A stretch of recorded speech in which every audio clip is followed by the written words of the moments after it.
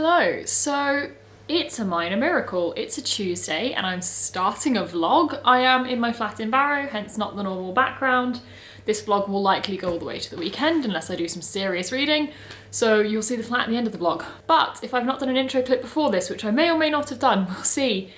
It is the next Dystopia Project vlog. This is a very long time coming. I was meant to do this months ago, but I just keep not reading the books I meant to read and finding other things to read instead. But we have two books I'm going to be reading for this vlog, which are both LGBT dystopians. So the way I'm categorizing this is a dystopian world where you are persecuted for being LGBT. I did consider including Docile in this video because that is an LGBT book which is dystopian, but the dystopia itself has nothing to do with the fact that the characters are LGBT, so I've not included it. So the two books I'm going to be reading this week and comparing, contrasting, talking about, hopefully strongly recommending, are Crosshairs by Catherine Hernandez and The Outrage by William Hussey. So these both have a very similar concept. I think one is set in Canada or America and this one's set in the UK. But similar concept of like government regimes, really strict, you're not allowed to be LGBT, and in this one especially, all minorities are persecuted. In this one, I'm not sure whether they are or not, because I know the premise is that the government have control of your whole life, and LGBT is the focus of the thing you're not allowed for the sake of this book. But we'll find out. I am planning to start with The Outrage. This comes out on May 13th. Hopefully you'll be seeing this video before then. And I was very kindly sent this for review. I requested it. That's my dinner being ready. I requested this as soon as I heard about it. I have not read Hideous Beauty, which is William Hussey's debut book, I think, but I've heard fantastic things about it. So as soon as I heard that there was an LGBT dystopian coming out from Usborne, who I've worked with before, I was so there for it. This is YA. I am thoroughly excited. I think they're both YA actually, which is really cool. So that's the theme. We're reading two YA LGBT dystopians. I'm excited to see what they are. I'm going to start with The Outrage. I'm going to start this tonight. It looks like a pretty quick read, so I don't know, but maybe I'll finish this in the next few days. I have the evening free to read today. I have no idea what my evenings will be like on Wednesday and Thursday, but I have a whole evening to read today, unless I'm on the phone to someone, which frequently happens, so hopefully I can make some good progress, and I'm really, really excited and intrigued to read this. It's just exactly what I want right now. So hopefully it lives up to my expectations, and I will give you a better synopsis of this once I'm reading it, because I've not read it yet, so I can't really synopsize it that well. Synopsize? Not sure that's a verb. But the one thing which I did read out in my TBR video when I was talking about reading this book, but I will read it out because I think it's really cool. This is the author's note that goes along with the book, and it says, although The Outrage is a work of fiction, much of the detail is taken from William Hussey's experience of growing up under Section 28 and his real-life experiences of homophobia. Despite the growing progress for LGBTQ+ rights in the UK, The Outrage is reality for millions of LGBTQ+ people around the globe. William hopes that this book will unite us to stand together with all LGBTQ+ people who live under oppressive regimes and to fight for their liberation. Love that message. For anyone that doesn't know, Section 28, I will talk a bit more about later, but it's basically something that came in the UK far too recently. It's no longer a thing, luckily, but it was a thing far too recently where, especially in school settings, you could not at any point be seen to endorse homosexual behaviour. So you couldn't ever talk about it, you couldn't teach people about it, you couldn't mention it because you could be seen as endorsing it. And so it wasn't illegal to be LGBT, but it was illegal basically to ever talk about it. And it was hugely oppressive and it was really damaging for a lot of people. So yeah, love the message of this book, really excited to give it a go. I'm gonna go start reading it pretty much as soon as I've eaten my dinner. Hello, so I'm just going to do a really quick update because my camera looks like it is about to die. I am about 50 pages into The Outrage, not as far as I was hoping to be. As always, I don't anticipate quite how tired I'm going to be when I get home from work, but it's a really interesting start. It's a bit of an odd one to get into, I'm not going to lie. It goes straight in with no explanation of like what they're talking about, and there's a lot of terminology in this which I'm not familiar with. So like anyone who's not liked by the government is called the degenerate, the person who runs the government is called the protectorate, the outrage I think is when the protectorate took over. There's definitely more than that, but there's all this terminology and then there's slang of this terminology, so they keep saying like, oh, degens and this and that, and so It's a lot to pick up in the first 50 pages, so it's a bit intense. It's doing an okay job at world building, but I feel like 50 pages in, we've not really had any plot because all of the plot so far has just been to world build. But also I don't really understand the world yet because it's only been 50 pages, so bit hit and miss. But I'm intrigued to keep reading. It's an easy enough read. This is so pointless, but the pages are like really white, which I really love, and like really crisp. Just nice. So yeah, I'm about to run a bath, and then I might try and read like another 30 to 50 pages tonight if I can, because it is quick. It's definitely like more than a page a minute. I can probably do 50 pages in like half an hour. So whilst bath's running, and then afterwards I might try and do another 50, get to page 100 tonight. I did want to get a bit further than that, but I went on TikTok for a few hours and, you know, I'm tired after work. But yeah, it's an interesting start. I'm definitely optimistic. There's a couple things as well I wanted to point out. So firstly, there is a trigger warning in the front, which I will read out because good thing to have trigger warnings in books, always appreciate it. And it says, this book is set in a future England following a takeover by the far-right government. The following text contains homophobia and homophobic language, references to ethnic cleansing, self-harm, references to suicide, and scenes of violence that some readers may find distressing or offensive. It also says on the back, not suitable for younger readers, which I really appreciate Usborne putting on, because Usborne often publish books for younger readers. Definitely a comment on the language though. The terms fag and the term dyke are used regularly because it's coming from people who view these things badly. The homophobia is rife. Every slur you can think of. We've got pansy, as I said, fag and dyke have both been in here. I can't even remember, but there are a lot of them. So I don't mind that. It's not a bad thing. It's completely understandable given the context of the book, and also, you know, they're, especially at the beginning, I think, trying to paint this picture of just how strong the hatred is.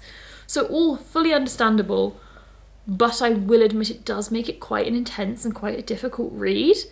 It's like slightly abrasive, which I'm sure is the point. And I said I'm not criticising it, but it's just something I guess to be aware of going in. If those are terms that will affect you, either don't read it or at least go in knowing it, so maybe it's not so bad. Because although I'm generally not that fussed and I know it's fiction and all of this, it's quite a lot to read, I'm not gonna lie. It's constant. So yeah, just keep that in mind going into it, because it doesn't hold back, which I actually think is potentially a good thing, and I think I'm in two minds. I think it would potentially show just how rife homophobia can actually be in our world today to someone who wouldn't know, which is good. But I also feel like the terms used are going to hurt LGBT readers more than they'll have an impact on non-LGBT readers in terms of like teaching them what it can be like. So I'm slightly not sure whether I feel like it's good and shows impact, or actually just slightly too far and maybe slightly harmful. Again, I'm not really criticising it, I'm just thinking out loud. But yeah, it's tougher than I expected for a YA. It's really freaking violent. Like, why is my camera not focusing? I'm surprised. This is YA. Very much reads as YA, but it's real violent, real graphic, very strong language. Nothing held back. Not a bad thing, just know that going in, because it's quite a lot to read and more intense than you'd expect from a standard YA. Hello, it is Friday evening. As you can see, I am back in my flat. I haven't read very much since we last spoke. I think I was on like page 60. I'm now on page 120, so I guess I have read a bit more. I am enjoying this. We're starting to get some flashbacks to a little bit earlier, still like after everything went down to make the world as it is, but a little bit earlier, so we're getting some context for like things we're seeing now, which is useful, because as I think I already said, it throws you just right in this book, no explanation. I am enjoying it. I would really like to know more about how the world got to be where it is, because it's very tangible and feels very real in the sense that all the rights that LGBT people do currently have are at risk of being taken away at any point, like across the world and in the UK, and that is a very real thing, so it feels very tangible that this is something that could happen. But I'd really like to know what the author actually thought happened, like what they were thinking about to get it to this. I don't know, it'd just be interesting. I am enjoying it, but I guess just more general update. I'm not gonna talk about my day. I'm in a bad mood, basically. I'm in an awful mood. So my hope is if I can sit and read like a couple hundred pages tonight. It's like 5 p.m, so I have plenty of time. I mean, ideally I would finish this, but that's almost 300 pages, though it is a very quick read. That's probably 3 to 4, probably 4 or more. Yeah, 4+ hours of reading, so it's very unlikely. If I could finish it, that would be fantastic. I need that sense of accomplishment today because I'm not feeling today at all. Can't be doing with it at all. So we'll see. I'm not optimistic because I've had trouble focusing all day. So the chance of being able to focus on a book for 4 hours feel very slim. But I need to wash my hair so I can film tomorrow because it's currently straight. And you may have noticed in videos and vlogs and stuff that I seem to switch back and forth regularly between it being straight and being kind of wavy, curly. I like having it curly, that is my preference, but it is much more effort to maintain and it can look messy quite easily. And for work, it was just being a nightmare that I was so stressed every morning when I woke up. And also like when I wash it, I let it dry naturally to get it curly, and it takes more than one night to dry often. So if I washed it when I got home at like 8 from work or like from socials, it wasn't dry by work when I had to go in at like 6:30, 7 the next morning. So it was just being an absolute pain. So I've now basically decided that during the week I will dry it and straighten it so it will be dead straight, and that makes it way easier to maintain because once I've straightened it once, it's set for like 5 days and a little bit of dry shampoo and I'm sorted. And then on weekends when I'm filming and when I'm just at home, I can have it curly. So I will wash it tonight so that it's curly for filming tomorrow. This isn't a useful update. Basically, I'm just in a bad mood and I'm going to see if reading's going to fix that mood, but I don't actually want to read.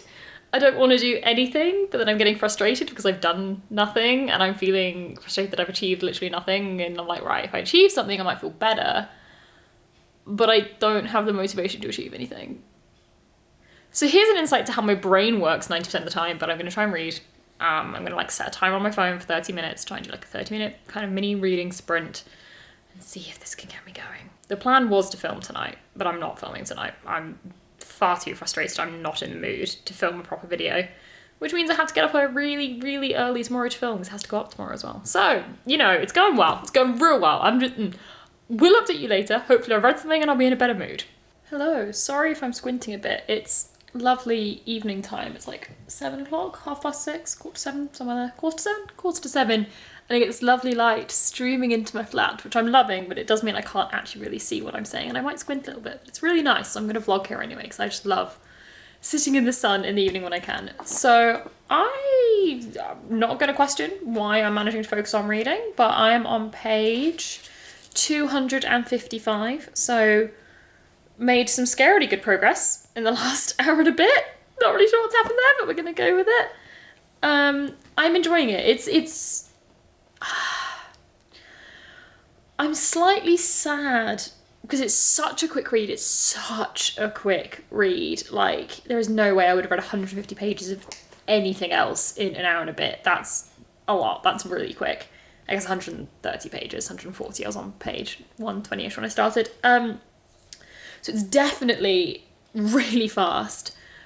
But my criticism with that, therefore, is I'm now, you know, almost 3/4 of the way through, and nothing's really happened.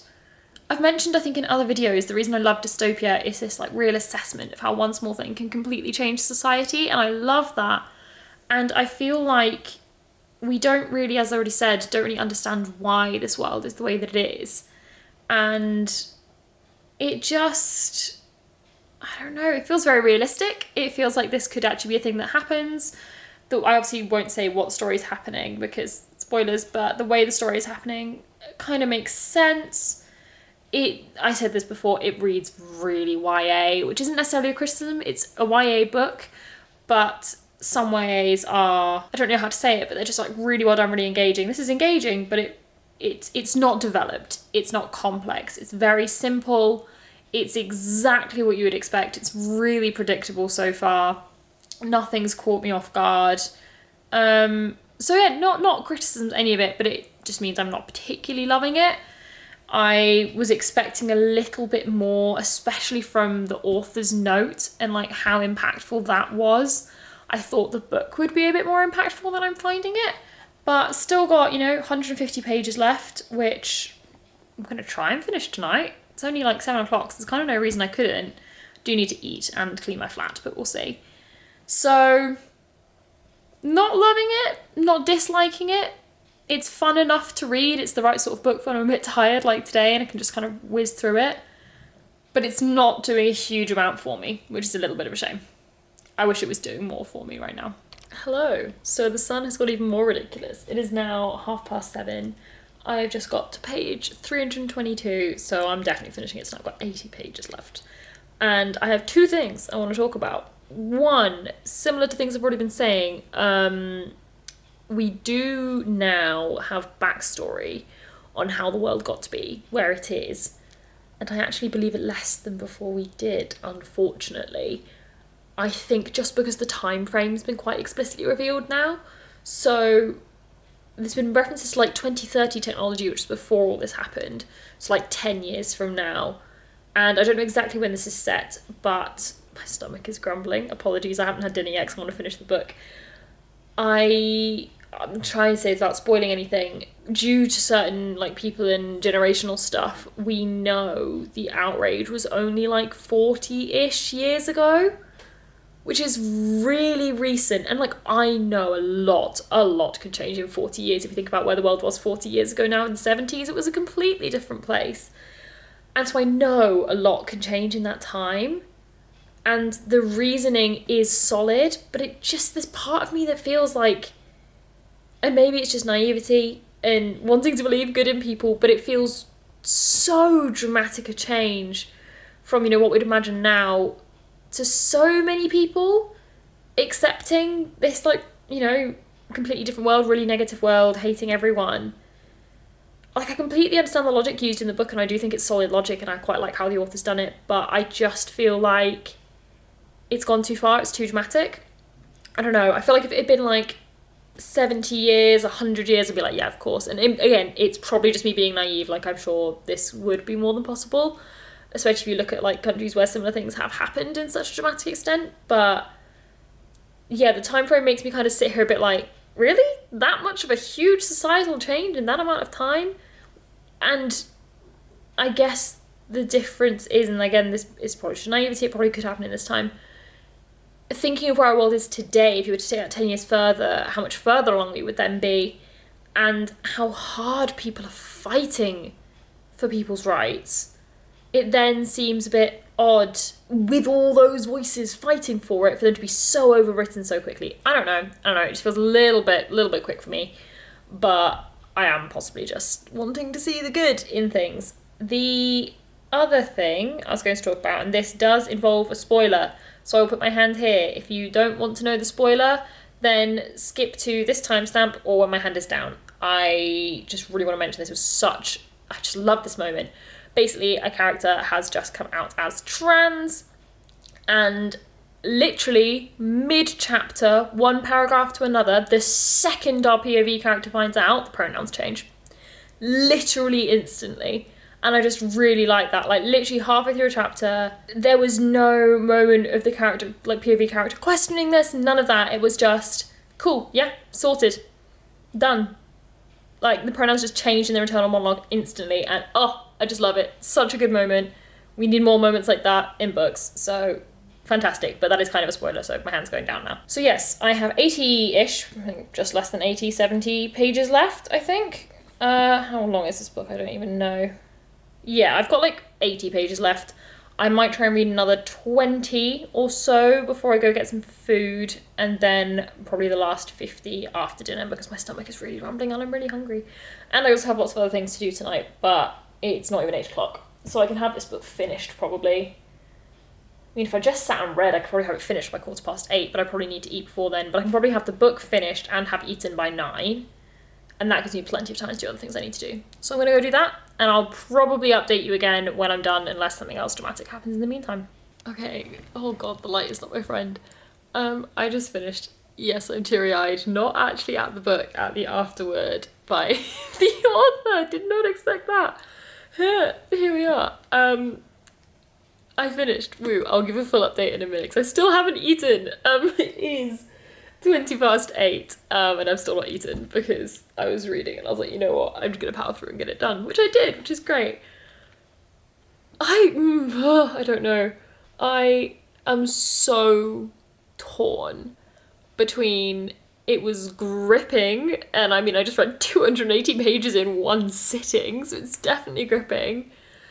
There's definitely parts of it that I think are a bit predictable and a bit this and a bit that, but at the same time they're predictable because I've read a lot of YA dystopia and yet I've never read one that's centered on LGBT people, so is it a bit predictable if you've read a lot in the genre? Maybe. Is it the first time seeing it with these characters and this message? Yes, and so I don't really give a damn if it's a bit predictable. Like, it's easy for me to sit here reading it being like, oh, it's a bit predictable, but I also have to remember that I grew up when dystopia was everywhere. I've read so many dystopian books, and nowadays the age range this is aimed at, they may have read Hunger Games because it's wildly popular, they may have read Divergent, but they probably haven't done all the dystopia hype that we all grew up on when I was like 13, 14. So I'm, more than anything, I am bloody glad a book like this exists. It was a bit predictable. I wasn't necessarily that invested in the characters. It wasn't like my favourite book I've ever read, but I'm bloody glad this kind of book exists and is being published and is spreading this sort of message. And I'm just really glad as well, because I feel like, this sounds really cheesy, but I do think it's true. I think a lot of the activism in our generation and generations a bit younger has come from the fact that we are brought up on these stories of your small part in something, your small part in the fight matters, and you can stand up for things and you can revolt against big institutions. That is something we were brought up on hugely, and I do think it's influenced the way that we as a generation view the world. So, very glad that's the back of the book. Very glad that books like this are being published now for future generations and young people now to keep reminding them of the fight that is necessary. And I think this is such an important one, especially. It talks in the afterword about pride is seen as this really positive things nowadays, because obviously it is in places like the UK. But too many people aren't aware of where we've come from and how recently, and I feel like this is even more so for allies than it is for LGBT people, but a lot of LGBT people aren't educated on the horrific things that were happening so recently and actually are still happening both here and elsewhere, like things that are still legal here that truly shouldn't be. And I feel like that constant reminder that if we aren't vigilant and we aren't fighting the whole time, the chances of things regressing are far too high. Like, we are not in a safe place to be past this yet. Like, they're just not even close. And that's talking from the extremely privileged place of someone in the UK where things are actually pretty damn good compared to other places in the world where people have never had these rights. So they're not, scared about them taking away. They've never had them in the first place, which is just not good enough. And just that message and that side of this book, top notch, fantastic, really glad it exists. May not be my favourite read, maybe not like the most interesting book, like some writing bits, some character bits, whatever. I'll get into that a bit later when I've actually eaten. But in terms of intent and its message, so glad it exists, and I truly, truly recommend it. I really, really do. Hello, so in the last update I had just finished the Outrage. I think I was going to do a different review of it, but honestly I feel like I talked enough in the last thing that I said pretty much everything I wanted to. Overall, it's really good, really, really interesting, massively gripping, such an important book that I'm so glad it's being written for teens today. I would highly recommend it, even if it wasn't necessarily like an all-time favourite for me, was possibly a bit faster, a bit less like, I don't really know how to describe it, but a bit less thoughtful potentially than I would like, and maybe like a bit less developed and would have liked a bit more backstory, but they're very small criticisms. Overall, fantastic book, really enjoyed it. However, I have now moved on to the second book for this video, which is Crosshairs by Catherine Hernandez. I'm actually quite a way through this, I'm about 100 pages, which is almost halfway because it's only 240, 250. And I am really enjoying this. It's been quite tough to get into. Like, I found the first 100 pages really quite slow. Like, just a lot I don't really know how to describe it. The way this book is structured, there's like sections in the present and then you see someone's backstory for quite a big section. And in terms of understanding where the world has come from for this one, it's been really quite difficult. It's not been like that clearly explained. You're just seeing it in like slight backstory sections here and there. I'm starting to make sense of it now. It's all starting to come together a little bit, which is definitely helping, and I'm enjoying it more. I feel like I'm feeling more and more invested in what's happening to these people because I'm actually understanding it, whereas originally I was like, yes, obviously it's bad, but I don't actually know what's going on.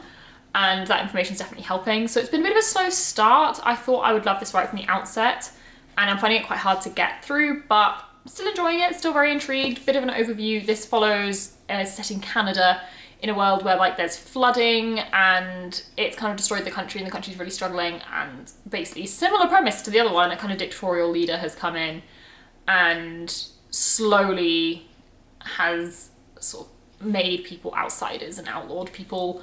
And this is people of any minority, so basically you're not white, rich and straight, then you're in trouble. And the main character we're following, I think, is mixed race, queer, and like used to do drag and stuff. And we've just met another character who's trans, and it's just very interesting. And it's this concept of when the world goes wrong, do the white people stand up for the others, or do they hide in their, you know, silver palace and let people suffer? And it's very much gone that way. Really interesting. I'm very intrigued to see where it goes because I have no idea, but yeah, I feel like it's not really got much of a plot yet. You're just watching it happen, which is fine. It doesn't need to have a plot necessarily, but I think that's why it's been such a tough book to get into. But anyway, I need to finish this today because this vlog is meant to be going up in about 4 days and I have to edit it tonight. So I'm gonna go and try and read like another 50 pages of this in this sprint and then maybe finish it in the next hour or two and do my best. So I will chat to you all later when I've read some more. Okay, quick reading update. I'm very nearly at page 200, so getting there, definitely getting there. Got 50 pages left and I'm really enjoying this actually. This has got more and more interesting. It's definitely very slow paced. It's a lot of just watching things that have happened. There's no like dramatic big scenes or anything like that. It's literally just this is what happened. Like, watch it play out, watch how awful it is. I guess a bit of a better synopsis than I gave earlier. The ethos for this one is that because the world is struggling so much in Canada, I suppose, is running out of money, all of the others, as they're referred to, so this is again anyone who's not white, able-bodied and cis-het and rich, is forced into workhouses, but it's done under the proviso that they're doing less favourable jobs, but in return they get, you know, housing and food and things like this because they have no money for themselves, but they don't have money for themselves because it was stolen from them, and it's basically just, they're completely forced into the situation. It's not actually fair in any way, shape or form, of course, but it's being sold in this way of, oh, we're helping you and the country's doing better and look, it's being so successful, let's start rolling this out elsewhere. And they're being told they're workhouses, but they're absolutely just concentration camps. People are being killed, people are being tortured and mistreated and all of this, and it's very hard hitting. It's really good. I'm really enjoying it. I'm still finding it a bit of a, not a slog to get through, but I'm still finding it quite slow and quite intensive to get through, which I think is impacting my enjoyment. I'm not saying every book needs to be a quick fun romp, but I'm finding this one so brain intensive that it's actually a little bit too much. I feel like it could do with, I don't know exactly what it needs, but because it's so much of just watching these things happen, there's not much that's making me connected to the characters. Obviously you feel for them hugely for what's happening, but I feel like I need to see moments of dialogue, moments of interaction between characters to kind of connect with them and then like relate to it even more. Or not even relate to it, just feel for them more, whereas this feels almost slightly detached from the awful things that are happening, which I feel is making it slightly less impactful for me than it could be. But it is very good and I'm very much enjoying it, and I will definitely finish it today. There's no question I'll get it done today.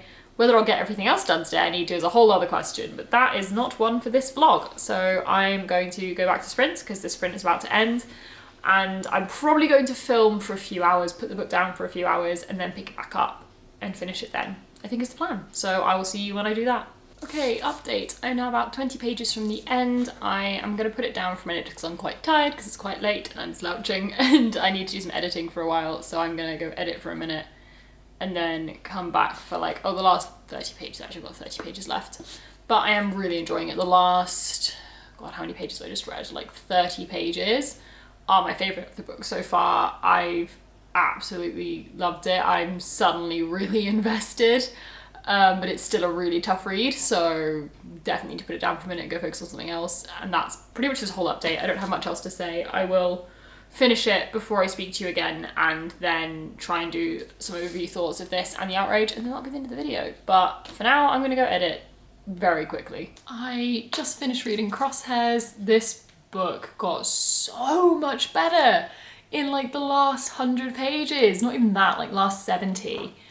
I have no idea what I'm going to rate this book because the beginning was fine, it was good, just didn't do that much for me, but the second half was phenomenal, absolutely amazing. So many important discussions about like white guilt and white fragility, but not necessarily even just in terms of white people, it's just the terms I know, but that for any oppressed people, the equivalent thing, just, oh, it was so good, it was so good. The last like 20 pages, 30 pages I guess is the bit I've just read, was just absolutely beautiful, and why was the rest of the book not that amazing? So I don't know what I would rate this, but I can wholeheartedly say I would recommend it. I, yes, truly would recommend this book, just as I would recommend the Outrage. So we're 2 for 2 here. No idea what I'm rating them. I'll put it up on Goodreads at some point when I've decided. But 2 fantastic, very different, very much plot-driven, fighting back versus less plot-driven, more character study, not even character study, more just like slice of life style. But both fantastic, about similar ideas of these oppressive regimes that could come in, which are a bit too close to home for how close they could happen. Both fantastic, YA, adult, possibly. Yeah, definitely adult. Please read both. They're amazing if you want dystopias with big focuses on LGBT characters. Please, please, please, please. This was LGBT specific. This had a lot more to do with all oppressed people, so disability, race, LGBT, many things. So please read both. They're amazing. I feel like that's all I have to say for this video. I feel like I should be doing a much longer clip to round out this video, but I feel like I said quite a lot throughout it as well. Just truly 2 really fantastic books. I would highly recommend both of them. Please check them out. You will be missing out if you don't look these books up because they're really, really good, and I think a lot of you would really love both of these, and I have not seen people talking about either of these, so go check them out. Crosshairs by Catherine Hernandez, The Outrage by William Hussey. Check them out. You won't regret it. We love some queer dystopian in this house. Hard-hitting, beautiful, impactful. Read them. Okay, think I'm gonna wrap the video up there because it is very late on Sunday and I still need to edit this whole video for tonight. I need to get it done tonight because I go away for work tomorrow. So we're gonna do that now. But thank you so much for watching. I hope you enjoyed it. I hope you pick up these books, give them a go, because I really think you should. They're really good books. I had a great time reading this week. It's been a good reading week. But that's it for the video, so give it a thumbs up if you enjoyed it. Comment down below any other LGBT dystopians you know, or just anything you've read recently that you've really enjoyed and would recommend. Always here for recommendations. Subscribe if you'd like to see more content from me. Link down below are all my other social medias, as well as the read-alongs and readathons that I am hosting, and my Patreon and my wishlist if you want to check out any of those. But that is it for the video, so bye, and I'll see you in the next one.